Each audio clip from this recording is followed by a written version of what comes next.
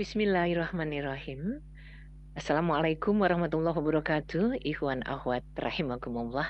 Syukur alhamdulillah atas rahmat karunia Allah sehingga kita dapat bersama-sama di acara pada pagi ini kesehatan Islami yang mudah-mudahan menjadikan kita sosok yang lebih piawai menjaga kesehatan lahir dan batin. Tidak lupa salam selawat kita lantunkan kepada junjungan umat kekasih kita Muhammad Rasulullah Shallallahu Alaihi Wasallam. Semoga kelak kita dipertemukan dengan beliau di saat-saat yang sangat kita rindukan di yaumil akhir. Ikhwan akhwat, kesehatan Islami seperti biasa hadirkan Bung Alfian MSI. Beliau adalah alumni S2 Herbal Medik UI dan sekarang ini sedang ambil double degree ya. Keren banget. Fisioterapi yang mudah-mudahan dengan adanya Rumah Sehat Indonesia untuk terapis keluarga yang hari ini hadir dengan bahasan tadi sebelumnya kami sudah bicara yaitu interaksi obat herbal atau tanaman. Kita sapa beliau. Assalamualaikum warahmatullahi wabarakatuh, Pak Alfian. Assalamualaikum warahmatullahi wabarakatuh. Sehat ya? Alhamdulillah. Alhamdulillah. Terus Punya rumah sehat Indonesia, masa nggak sehat? harus kudu wajib. Jadi betul ya, hari ini kita bahas tentang interaksi obat herbal. Ya, benar. Baik, Ikhwan Akhwat, kita simak dengan telinga jiwa dan pemahaman kita agar kita betul-betul bisa optimal memahaminya. Silahkan Pak Alfian. Oke, baik. Terima kasih, Bu Ning. Assalamualaikum warahmatullahi wabarakatuh. Selamat pagi buat kita semua. Semoga sehat terus ya. Allah sehatkan, Allah jaga kondisi kita ya. Apalagi sekarang udara, cuaca ya sangat tidak bersahabat ya. Jadi imunitas kita harus kuatkan. Alhamdulillah amin wassalatu wassalamu ala asyrofil anbiya'i wal mursalin wa ala alihi washabihi ajmain amma ba'du. Baik, kita akan bahas tentang interaksi obat herbal. Kalau sebelum-sebelumnya saya sering bahas tentang tulang, saya bahas tentang lintah ya, tentang patofisiologi penyakit ya, tentang herbal. Nah, sekarang saya akan bicara interaksi obat herbal. Ini semalam juga saya bikin ya. Mungkin tidak sempurna, mohon maaf ya. Karena kesibukan ya. Oke, nah ini kita harus tahu dulu ya perbandingan dari obat ini sebentar. Oke, saya taruh ke bawah. Oke, nah di sini ada perbedaan antara obat kimiawi dan obat herbal ya. Nah, obat kimiawi ini biasanya kita gunakan untuk simptom. Misalnya kita sakit kepala, kita makan obat yang golongan analgesik ya, anti nyeri, akhirnya dia akan hilang ya. Nah, obat medis ini cepat sifatnya ya, karena dia monokompon, satu senyawa. Jadi dia berinteraksi dengan reseptor yang dia tuju. Misalnya tadi sakit kepala, berarti dia akan menghambat pada COX-2 ya, psikooksidase 2 ya, COX-2. Jadi dia cepat kerjanya karena dia tadi monokompon dan dia sifatnya kimiawi ya. Nah, biasanya dia akan bersifat racun ya, karena dia terus-menerus digunakan jangka panjang akan ada efek samping. Seperti obat analgesik tadi, dia akan kan ada di keterangan efek samping ya di obat-obat analgesik ya, ke hati ya, ke ginjal ya, ke lambung ya, utama ke lambung ya. Dia akan mengiritasi apalagi golongan-golongan kortikosteroid ya, yang golongan-golongan yang memang antiinflamasi yang top chair lah ya, kalau makan langsung obat dewa lah kalau orang bilang ya, langsung dia langsung dia bagus ya reaksinya ya, karena dia menghilangkan rasa sakit. Nah, obat medis ini ya diperlukan juga ya saat misalnya bersifat urgent ya, misalnya orang asma ya kan, asma itu kan perlu kita vasodila melebarkan bronkus ya, melebarkan bronkus ya supaya dia inflamasinya berkurang, karena asma itu inflamasi ya. Nah, supaya alerginya itu tertekan ya. Atau diare yang parah banget ya, kita pakai jambu biji, pakai apapun yang nggak kena ya, terpaksa kita obat medis karena cepat kerjanya. Atau dia fraktur ya, fraktur kita harus menggunakan obat medis karena ada inflamasi segala macam kan, nyerinya luar biasa ya karena patah ya. atau infeksi yang akut ya, misalnya yang baru-baru infeksi virus segala macam. Nah, kadang kita perlukan karena kalau pakai obat herbal akan lambat kerjanya ya. Nah, tetapi dengan reaksinya cepat itu dia bersifat destruktif ya. Destruktif itu lama-lama melemahkan organ ya, melemahkan organ dengan jangka waktu lama. Makanya banyak orang yang makan obat A ya nanti ada efeknya ke B ya. Obat B dan medis pun juga akan memberitahu ya obat ini nggak boleh jangka panjang karena bahaya ya gitu. Nah, efek samping tadi sudah saya sebutkan ya. Terus reaksi terhadap tubuh tadi cepat sudah saya sebutkan juga ya. Nah, apa bedanya dengan obat herbal? Ya, karena kita bicara interaksi berarti kita bicara tentang kimia dan herbal ya. Nah, obat herbal dia pasti sifatnya tadi pelan ya, yang tadi saya sebutkan dia sifatnya berlawanan, pasti dia pelan dan dia tidak cepat ya. Makanya kalau obat herbal itu nggak mungkin dia langsung datang langsung bagus ya, biasanya dari 3 hari 1 minggu baru kelihatan hasilnya. Misalnya kreatin urinnya tinggi tiba-tiba turun ya, dia perlahan, tidak mungkin dia cepat ya. Misalnya dia apa tuh diabetes ya, dia pelan, nggak bisa dia cepat, dan dia tipe 2 ya. Nah, dia bersifat rekonstruktif ya, jadi memperbaiki, membangun organ yang bermasalah ya, seperti tadi ginjalnya tidak bisa ekskresi dengan baik. Nah, dia memperbaiki pelan-pelan ya, pelan-pelan dia akan bagus ya. Nah, dia intinya ke penyebab penyakit ya, intinya ke penyebab penyakit, dan efek sampingnya lebih kecil ya jika dosisnya tepat. Kalau dosisnya nggak tepat, dia nggak belajar, dia tidak tahu farmakologi, dia tidak tahu dosis ya, itu berbahaya juga. Apalagi ekstrak ya, ekstrak itu ibaratkan 10 karung jadi 1 karung ya. Nah, itu tidak bisa kita sembarangan menggunakan juga ya, harus ke ahlinya ya. Kata orang makan herbal ini ya kalau rebusan masih aman ya, tapi kalau sudah ekstrak hati-hati ya. Nah, diutamakan dia mencegah penyakit ya, pemulihan penyakit yang menahun ya, degeneratif kan, masa degeneratif yang dia sudah bertahun-tahun harus makan obat medis terus ya.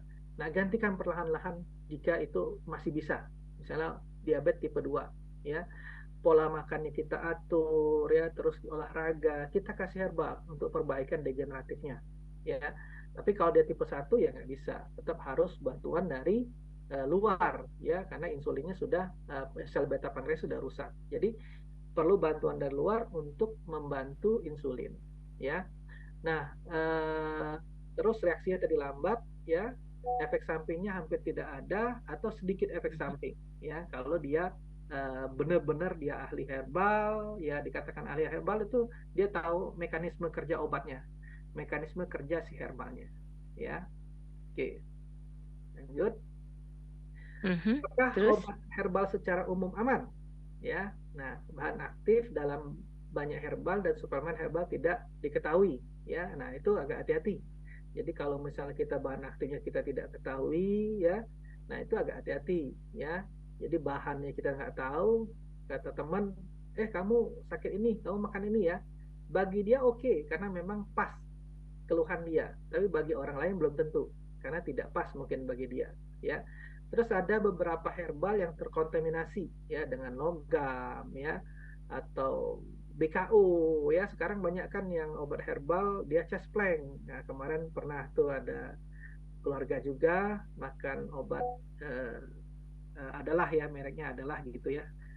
Nah, dia langsung bengkak akibat dari pegel-pegel asam uratnya itu yang inflamasi GOT di itu, langsung hilang sakitnya ya kan. Mhm. Itu nggak mungkin obat herbal tuh langsung hilang, tidak mungkin ya. Dia ya obat, dia bilang obatnya herbal ya, saya juga lihat, akhirnya saya buka, yuk kita buka yuk gitu kan, saya buka Mhm. kapsulnya, nah ternyata ada serbuk-serbuk putih ya. Nah, itu berarti mengandung bahan kimia obat ya. Ya bisa aja dicampur dengan golongan kortikosteroid ya, langsung caspleng kan.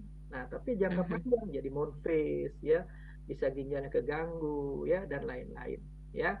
Atau tercemar dengan mikroorganisme, misalnya pas packagingnya kurang rapi, kurang bersih ya, bisa kena, atau kena zat-zat lain ya.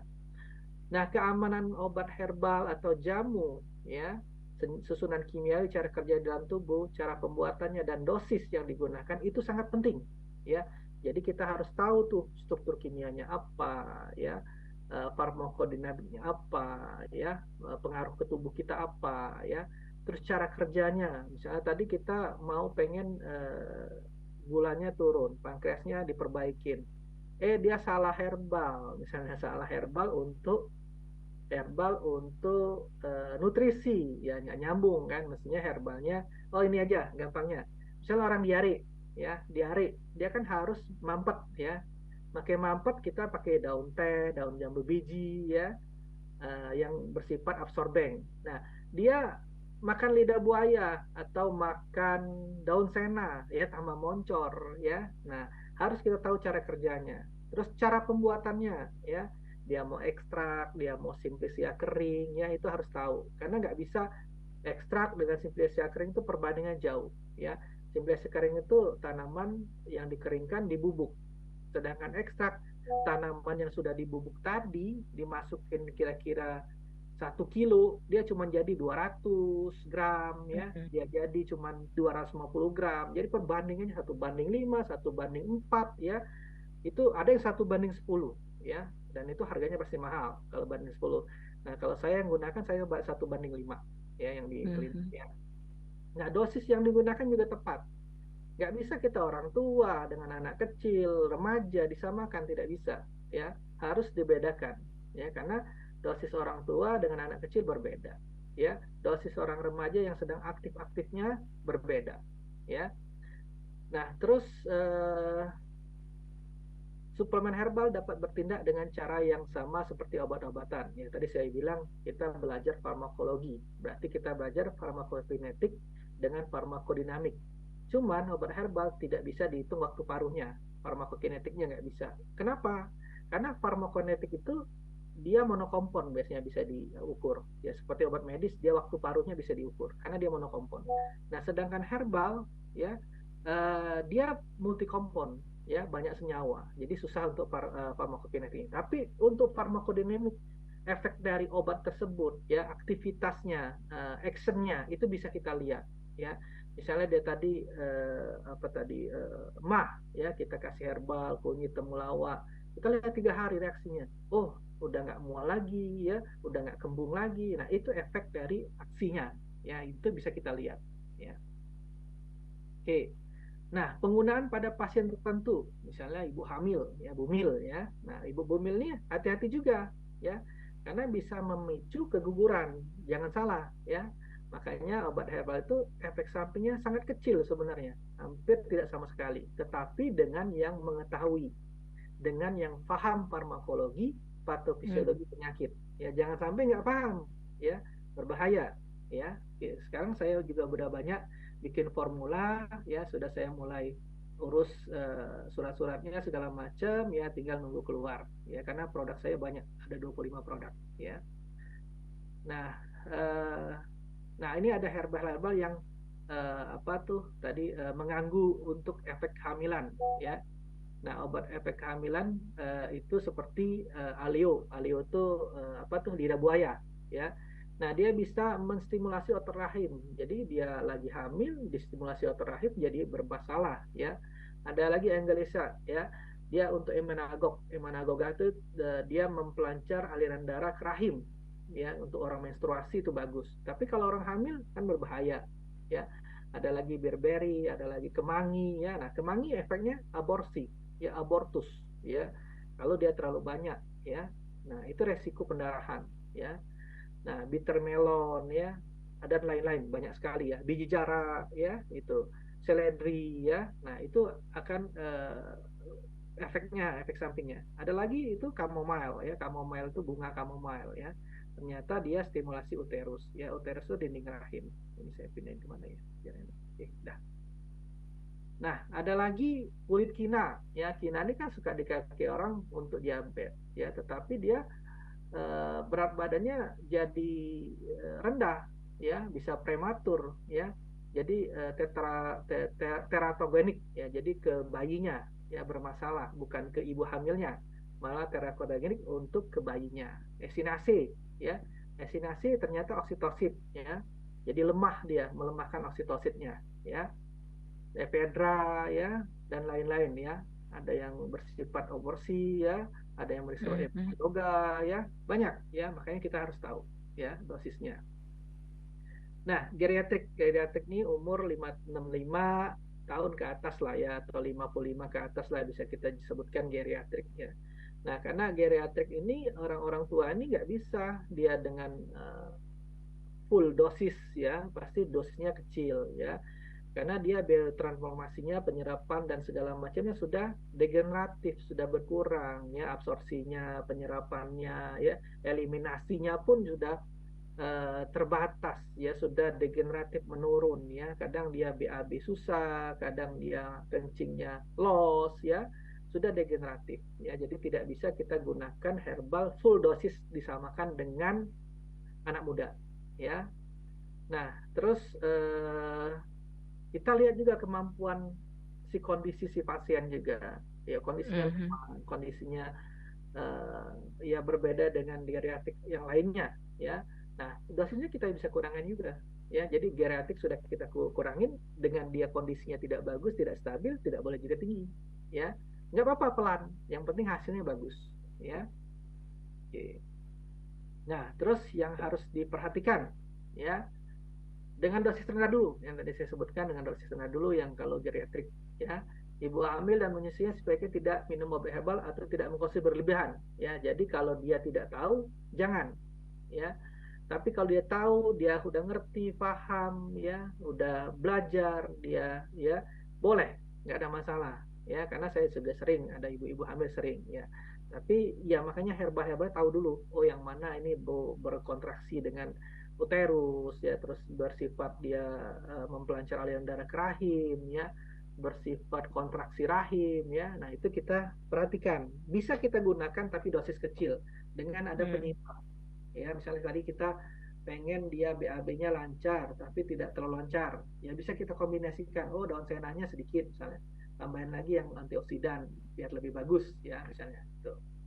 Nah, terus interaksi obat ya, obat herbal dapat berinteraksi dengan obat konvensional. Makanya biasanya saya selangan 1 jam karena pasien datang ke sini ya, apalagi jantung, obatnya banyak banget ya.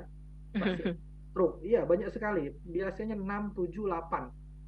Ada pengencer, ada pelancar kencing ya, ada kolesterol, ada apalagi pokoknya ke jantung ya, ada lagi vitamin, ada lagi macam-macam ya, banyak banget ya.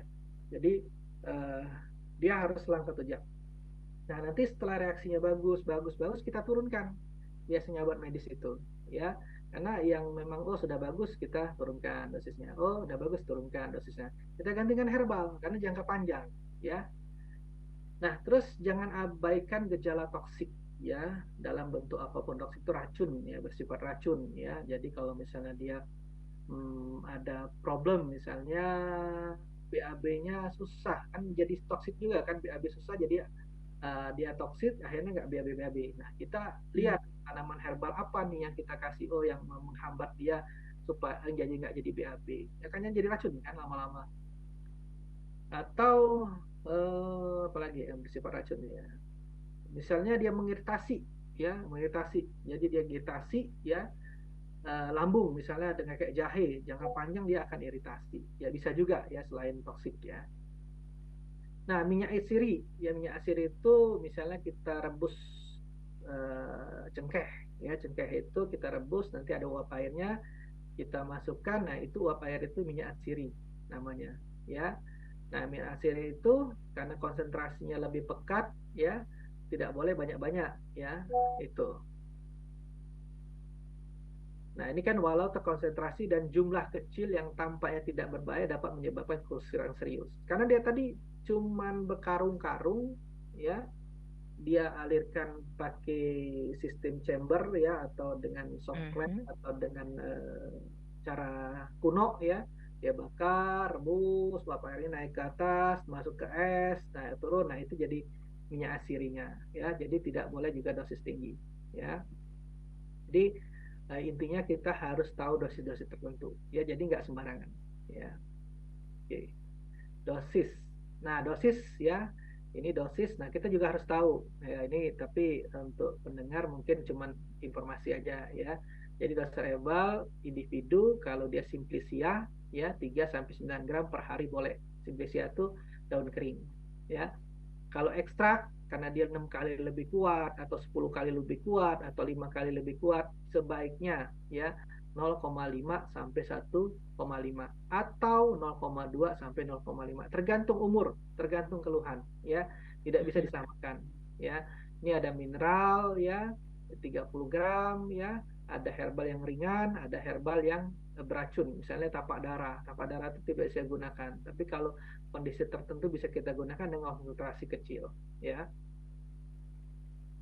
Bayi ya, nah bayi juga hati-hati ya. Kalau saya biasanya ngasih herbal dia di atas 1 tahun ya, tapi kalau anak saya sudah saya kasih herbal karena anak sendiri ya. Nah kalau pasien biasanya 1 tahun kalau nggak atas karena tubuhnya itu masih berkembang ya, usus-ususnya belum belum apa ya, belum 100% aktif ya, masih berkembang, belum aktif banget segala macam pencernaannya ya. Nah, tapi ini untuk diketahui aja ya, dosisnya 4-6 tahun, setengah dosis rata-rata ya, dewasa ya. Oke. Nah, ada lagi dosis orang tua ya 70 tahun 80% dari dosis dewasa ya, kecil banget ya. Oke. Ini animasi jadi ini. Oke.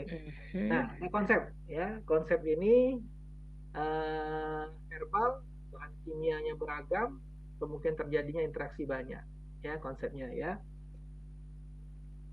Oke, nah ini ada interaksinya. Ini dibatasin waktu jam berapa, Mbak Nuning?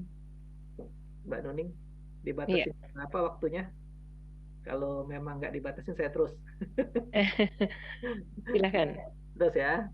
Oke, nah modifikasi ya, interaksi dia besaran atau durasi ya, aksi suatu obat herbal ditimbulkan oleh pemberian atau penggunaan substansi lain ya, obat, makanan atau herbal lain sebelum atau bersamaan. Nah, jadi kita tahu ada herbal yang kita gunakan untuk mual, untuk lambung. Berarti kita gunakan sebelum makan ya.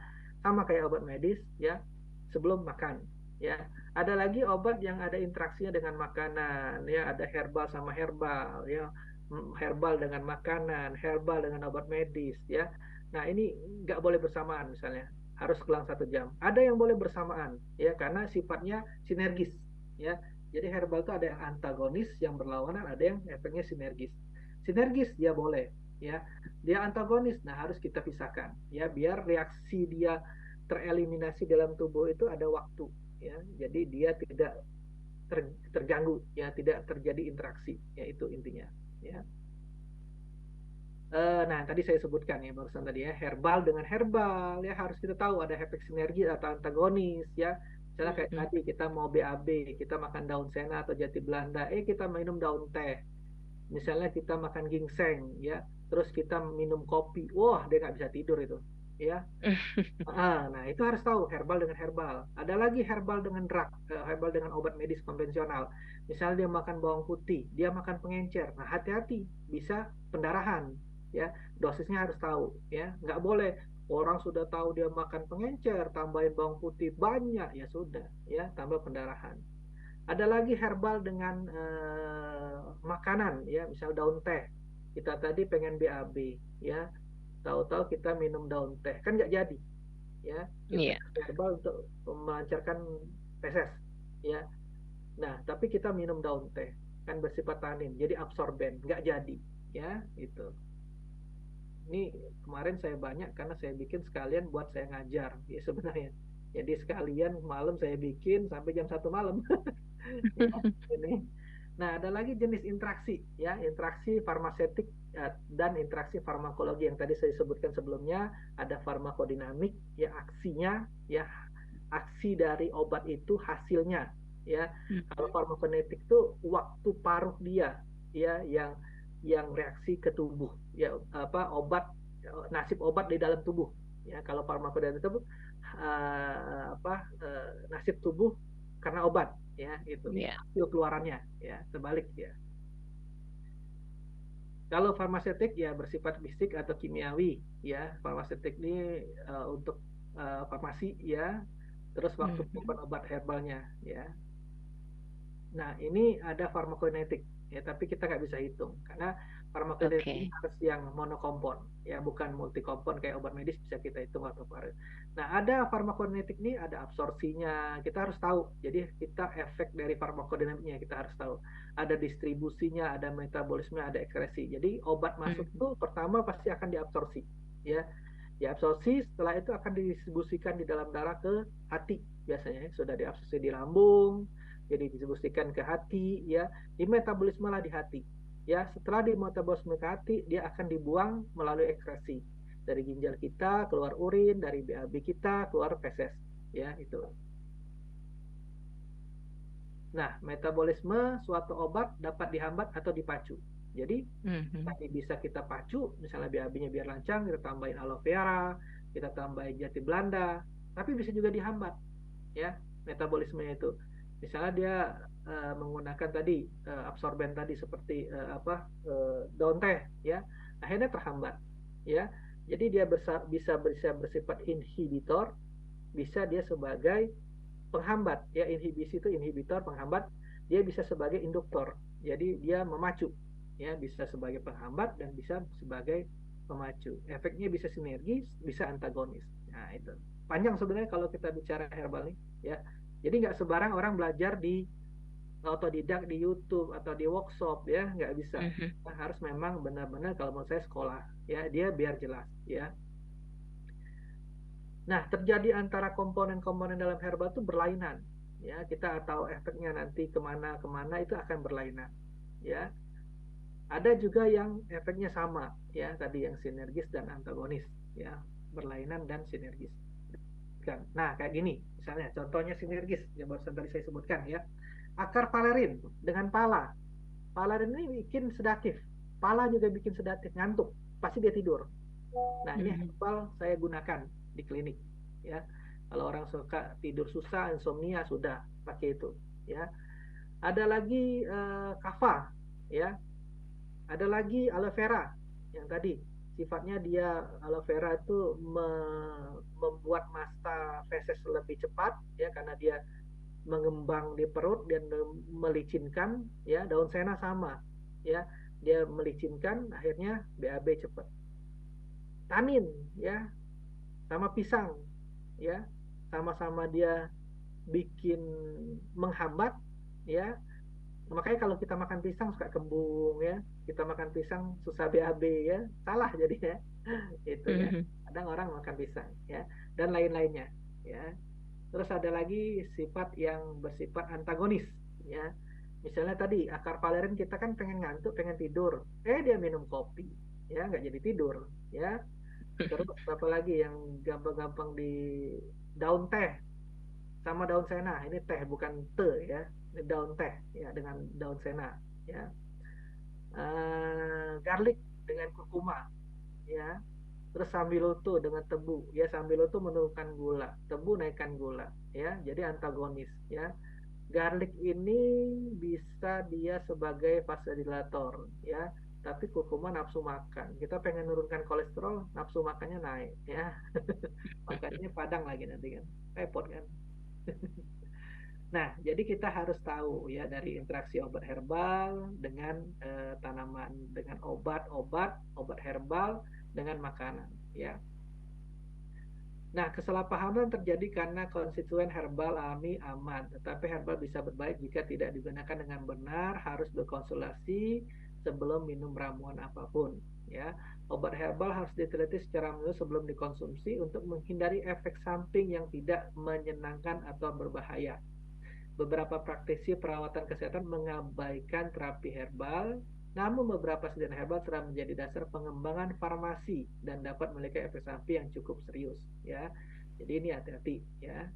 Nah, interaksi obat herbal ya, penyebabnya karena kurang pengetahuan ya, tidak adanya dokumentasi. Nah, kita nih sayangnya nggak ada dokumentasi banyak karena iris turun temurun nggak dicatat ya. Kalau di Cina itu dia ada museumnya ya, sampai mineral hewani ya, sampai kemarin tuh ada tanduk tanduk badak ya yang mengobati antivirus ya, itu diabadikan ya waktu tersebar wabah di Cina tahun berapa itu saya lupa ya. Nah, itu diabadikan. Terus juga ada apa ya, banyaklah pokoknya dia sampai binatang-binatang dipakai ya. Nah, terus quality controlnya, QC-nya kurang ya, percaya mitologi. Oh, kamu makan ini begini begini, bagus ya, belum tentu sama dengan si penderita ya. Nah, interaksi herbal dengan obat. Nah, tadi sudah herbal dengan herbal, sekarang herbal dengan obat ya. Sebenarnya ini panjang ini Bu nih, tapi dibatasin waktu atau gimana? Atau ada pertanyaan? Bagaimana Bu Nuning?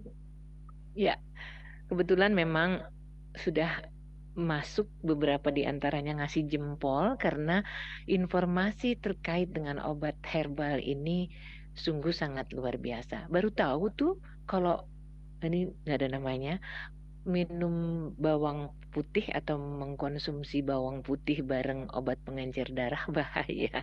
Ya, Iya. em, Kalau dosisnya nggak kita ini ya, akan dosisnya. Kalau langsung dosisnya, ke pertanyaan ya. nah, boleh, boleh, boleh. Karena banyak banget ini, saya bikin slide berapa, saya lupa tuh. Kayaknya 50-an deh. Makanya Jadi kayaknya ini nggak dari selesai. Eyang Sri. Assalamualaikum warahmatullahi wabarakatuh. Izin bertanya, Raden Mas Alfian, Raden saya Muhammad. punya saudara Raden sudah Muhammad. ketergantungan obat asam urat. Saya sarankan pindah ke herbal. Katanya, kalau obat yang biasa diminum langsung hilang. Mm-mm. Berarti kan sudah ketergantungan ya. Nah, Tapi badannya jadi gemuk. nah, Bukan Munfis kan? main gemuknya. Mohon Munfis. petunjuknya Bapak RM Alfian. Terima kasih. Iya. Jadi kalau di Jawa memang Raden Mas, tapi kalau di Palembang Raden Muhammad. Lain-lain ya. Ya, Oke. tapi memang sama sebenarnya. Jawa sama Palembang tuh sama karena memang kerajaan zaman dulu tuh Raden Fatah kan Brawijaya nikah sama putri Cina, anaknya Raden Mhm. Fatah nikah dengan cucunya Sunan Ampel ya. Jadi memang RM, RA itu sama. Di sana Raden Ajeng, kita Raden Ayu, di sini kita di Raden Muhammad, dia Raden Mas. Ya, itu sekilas. Nah, jadi tadi memang benar ya. Tadi yang tadi sebelumnya tadi sudah saya sebutkan, hati-hati obat yang chest plank mengandung bahan kimia obat. Dia Mhm. herbal misalnya ya, atau memang obat medis. Obat medis jangka panjang akan bermasalah. Apalagi tadi kalau menurut saya itu golongan kortikosteroid ya. Misalnya contohnya saya sebutkan ya dexamethasone segala macam ya, zon ya. Nah, itu memang chest plank ya, langsung enak ya. Tapi akan jadi bengkak, monfis. Akhirnya ginjalnya bermasalah nanti ya. Harus dihentikan ya. Kalau memang dia sakit, kurangin makanan yang mengandung asam urat ya. Misalnya dia makan sayuran yang boleh, timun, tomat, wortel, babu siam, brokoli, sayur putih, oyong, dia minum teh kopi ya, dia makan jeruan ya, dia makan seafood ya. Nah, itu kan mengakibatkan naik purin pirimidin. Nah, bagaimana kita mencegahnya? Pertama, ya kita pantangan makan ya. Kedua, bagaimana kita mengeluarkan si purin tadi dengan menggunakan herbal, tapi Mhm. pelan sifatnya, nggak bisa cepat ya, daripada kita jadi masalah munfis ya, akhirnya nanti cuci darah ya, maaf ya, nanti cuci darah ya ke sana karena ginjalnya keganggu. Nah, mending kita cari herba-herba yang bisa mengeluarkan purin pirimidin seperti silitri ya, kumis kucing ya, tempuyung ya, apalagi keji beling ya, itu akan efek diuretik, dia mengeluarkan purin Iya. pirimidin, dia menghambat santin oksidase ya, akhirnya nggak jadi asam urat ya, dibandingkan Oke. makan obat medis langsung chest plank akan masuk. Oke, Bu Ning. Baik. Yang berikutnya dari Tangerang nih, dari Mas Hamam. Pak Alfian, mohon izin, apakah obat-obatan herbal yang kita konsumsi namun dengan cara memakan yang mentah bisa menyebabkan bahaya pada gizi? Oke.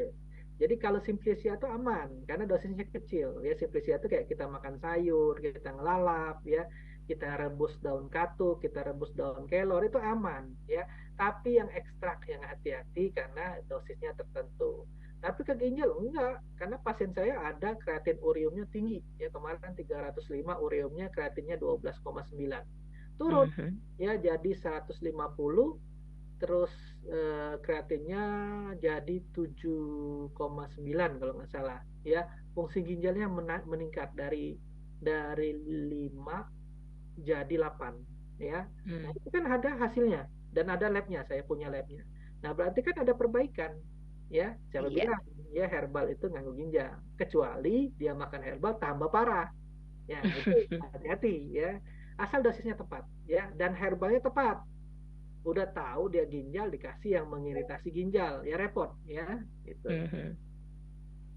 Oke. Baik. Ini dari Alif di Sukabumi nih. Alhamdulillah Pak Alfian. Punten mau bertanya, Mm-mm. apa ada penawar racun ular dari obat-obatan herbal? Terima kasih. Kenapa emang digigit ular? Ya, jadi pertolongan pertama gigit ular itu kita harus cuci air bersih mengalir ya supaya racunnya tidak masuk ya. Jadi dia cepat-cepat kita cuci dulu, bersihkan ya. Terus kita bandage ya, bandage itu kita tekan ya sebagian ya. Kalau di Cina itu dia sudah ada herbal-herbal untuk anti bisa ya. Mhm. Banyak ya, ada obat medis, ada obat herbal yang departemen snake bite ya, snake bite yang orang-orang digigit ular, malah ularnya fever ya, ular yang memang beracun tinggi sih, bar herbal dan medis ya, itu bagus di Cina itu. Ini sudah kena gigit ular cepet-cepet ke rumah sakit ya, karena bisa ular ya harus dikasih anti bisa. Nah ini kita perlu obat medis yang cepat penanganannya. Kalau obat herbal lambat ya, khawatir saya ya. Memang ada sebagian pernah saya belajar, cuman saya nggak mau komunikasikan di sini ya, nanti khawatir dipakai malah jadi bermasalah ya. Jadi kalau menurut saya langsung ke medis, dicuci bersih dengan air mengalir ya, terus di bandage supaya dia tidak menyebar. Terus ya kalau dia sudah paham, memang sudah pengalaman ya, kalau kayak di Cina itu malah disaksen ya, Mhm. disaksen ya, tempat yang kena bisanya tadi langsung dilarikan ke rumah sakit ya, itu ya. Oke, dari Ibu Fatimah di Batam. Assalamualaikum Pak Alfian. Kapan Waalaikumsalam ada warahmatullahi cabang di Batam? Pengen banget ke RSI, tapi kan jauh. Saya mau bertanya, wabarakatuh. herbal apa sih yang baik untuk dikonsumsi agar kita selalu segar dan kuat, baik di tempat kerja ataupun di rumah? Terima kasih. Ya, ya nanti kan saya sudah memang persiapkan ya, saya kan sering persiapkan herbal-herbal, terus saya persiapkan apa ya, SOP ya. Memang rencana sih nanti saya mau buat klinik banyak ya, nanti kerjasama dengan pasien yang mau buka ya, Mhm. kerjasama sama teman-teman yang mau buka, silakan nanti SOP saya siapkan. Makanya saya lagi bikin ruang seminar Bu Ning, jadi rumah direnovasi, saya bikin ruang seminar, ruang podcast. Nah itu rencana saya ke depan begitu, apalagi Mhm. sekarang yang kesehatan yang baru ini kan nakes sudah mulai kestrat ini kan udah diakui ya, Ya. walaupun masih di 4 kestrat ya. Jadi kita keluar STR ya. Jadi nanti pasti akan meningkat jadi S1 profesi. Nah, kalau dari luar kayak saya nanti lulus ya, saya BMed, Bachelor Medicine. Nah, itu sudah diakuin. Langsung keluar STR. Nanti tinggal kita ke konsil namanya PPTII, kita ngajukan, biasanya akan keluar ya, karena saya lihat sebelum-sebelumnya yang ada dari Bachelor Medicine Beijing ya, ada yang kemarin itu ada satu lagi dari mana ya, dia kuliah di luar, dia langsung keluar STR-nya. Nah, makanya teman-teman yang kuliah sekarang, yang saya ajar, yang di Kesismadi dan di Nalanda, nah itu nanti Mhm. dia akan keluar. Nah itu bisa kita apa, menjadikan terapis kita, menjadikan dia yang diagnosa, terapis dan lain-lain. Nah nanti kita buka cabang, karena tenaga SDM-nya harus ada. Kalau saya sendiri, waduh, ampun. Nah kecuali sesekali diundang, boleh, nggak ada masalah. Saya datang kapan diundang ya, nanti sekali datang ke sana ya, itu nggak ada Mhm. masalah. Tapi kalau untuk rutin nggak bisa. Gimana makanya ya, itu. Nah tadi herbal yang untuk imunitas ya, biar tubuh kita sehat bugar setiap hari ya, insya Allah ya. Yang penting pertama kita batasin makanan-makanan yang berlemak ya, Mhm. makanan-makanan yang mengandung gula tinggi ya. Jadi kita makan tuh kalau bisa pagi itu ya, kita putih telur ya, sama roti gandum atau kentang rebus boleh ya. Nanti jam 10 kita makan buah yang melancarkan feses kita, misalnya pepaya ya. Nah, terus jam 12 kita makan padat ya, padat, makan padat. Tapi kalau kita mau minum teh kopi boleh kalau tidak ada asam urat, tapi kalau bisa usahakan tidak mengandung gula ya, tidak pakai gula. Nah, jam 1 kita makan padat, ada nasi yang 4 sampai 6 sendok, ada sayur 100 gram, ada daging 100 gram ya. Daging itu termasuk kalau ada kolesterol dia ayam aja. Kalau dia lauk ya termasuk lauk maksudnya. Kalau dia ada kolesterol ikan aja. Kalau daging pun boleh kalau dia kolesterol tidak tinggi, tapi tanpa lemak ya.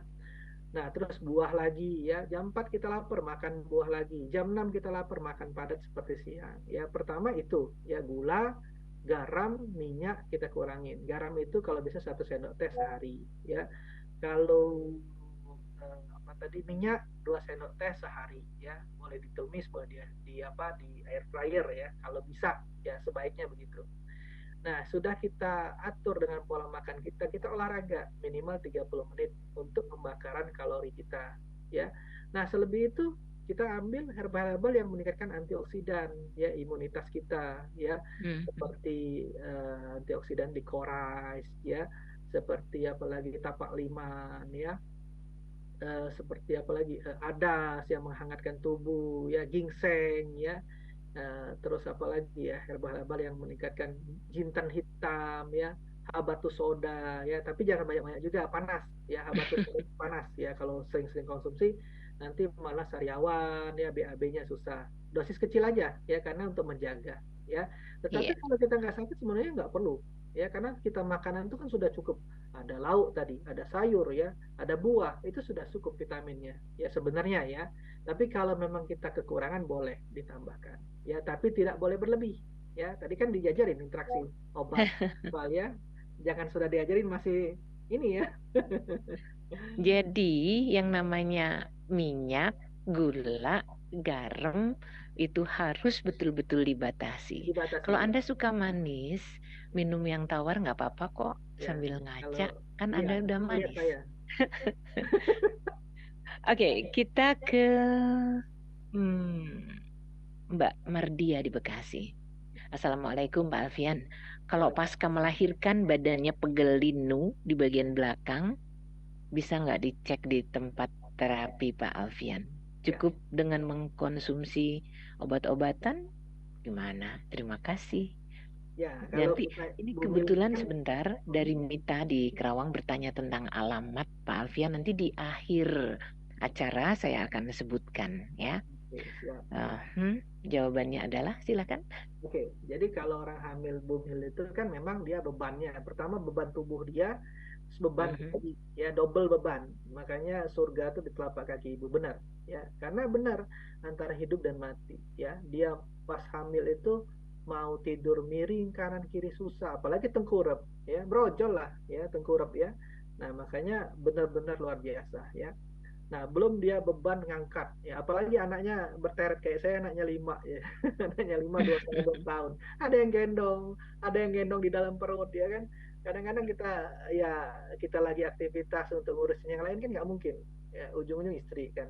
Nah, akhirnya kan beban ya beban pertama dia pasti makan lebih banyak ya jadi beban tubuh dia beban bayi juga ya double beban nah biasanya memang pinggang yang kena karena dia maju ke depan lordosis ya jadi hiperlordosis nah dia akan beban jadi hiperlordosis karena beban tuh lama ngepres dia neken jadi ada kompresi nah biasanya di situ terasa pegel-pegel nah sebaiknya kalau menurut saya direnggangkan aja ya dibenarkan posisinya ya di klinik bisa ya saya udah biasa membenarkan posisi ya direnggangkan, dibenarkan posisinya ya herbal-herbal ya untuk antioksidan aja misalnya antiinflamasi boleh, analgesik boleh ya tapi intinya direnggangkan karena bekas dari yang tertekan ya mungkin juga salah posisi ngangkat ya ambil duduk lagi hamil ya ruku-ruku ya karena ada beban ada posisi yang nggak bisa dilakukan dipaksa ya itu oke ini Baik, ini pertanyaan terakhir. Kita sudah ada di penghujung iya dari Ibu Ati. Pak Alfian, kalau untuk naikin HB yang rendah, gimana? Pengen donor darah terhalang terus karena HB-nya rendah. Iya. jadi HB rendah itu biasanya kalau dia tidak ada masalah nggak mungkin ya HB rendah itu pasti ada masalah ya bisa dia wasir ya berdarah berdarah ya atau dia lambungnya luka ya atau ada masalah jantung ya, sedang jadi pompanya nggak lari ke atas lagi, atau ada masalah ginjal ya, atau dia ada penyakit pembuluh darah, saat talasemi ya, ya seperti itu ya, leukemia ya, atau nutrisinya kurang ya, Mm. cara itu ya. Kalau dicek semua nggak ada, berarti nutrisinya kurang, aman ya. Tapi diperhatikan ada nggak pendarahan, karena kita naikin HB dengan herbal, oke, naik. Tapi kalau pendarahannya masih ada, misal dewasir tipe 1 grade 1 ya, BAB berdarah, ya tetap juga turun kan, yang kita masukin up darah keluar, up darah keluar. Nah, harus penyebabnya dulu. Kenapa nih turun? Dicari tahu dulu ya. Kalau nggak ada, oke, kita naikkan HB. Dengan apa? Wah, banyak herbal untuk menaikkan HB. Misalnya buah bit, ya, buah bit itu direbus satu buah, ya, rebus dengan air. Kira-kira Mhm. di 1 liter jadi 600 mili, ya. Nah, minum pagi atau siang sore boleh, tapi kalau bagusnya kalau nggak terlalu rendah boleh tiap hari aja. Jadi pagi-pagi aja 12 Oke. mili, besok 12 mili, besoknya lagi 12 mili, ya. Apalagi ya, bisa dengan hati sapi, ya, hati kambing, ya, hati ayam, itu nambah darah. Intinya yang meningkatkan asam folat dan zat besi, ya. Bayam merah, ya, terus buah naga merah itu bisa, ya, atau Mhm. buah bit lebih cepat, ya, itu pasti naik, HB-nya pasti naik, ya. Gitu. Oke. Kita sudah di penghujung. Tadi saya janji memberikan alamat em, Pak Alfian ini, Rumah Sehat Indonesianya di mana. Jalan, udah siap ya dengan alat tulisnya? Jalan Ruyung Blok A20 nomor 7 RT 4 RW 4 Pondok Kelapa Jakarta Timur 13450. Nah, ini yang penting nomor teleponnya agar bisa dihubungi 0813 8326 2040. Saya ulang, 0813 8326 2040. Itu nomor telepon yang bisa dihubungi. Oke, untuk closing statement, monggo. Ya, atau bisa di Google Map aja udah ketemu Rumah Sehat Indonesia Pondok Kelapa, itu pasti ketemu, Oke, ya.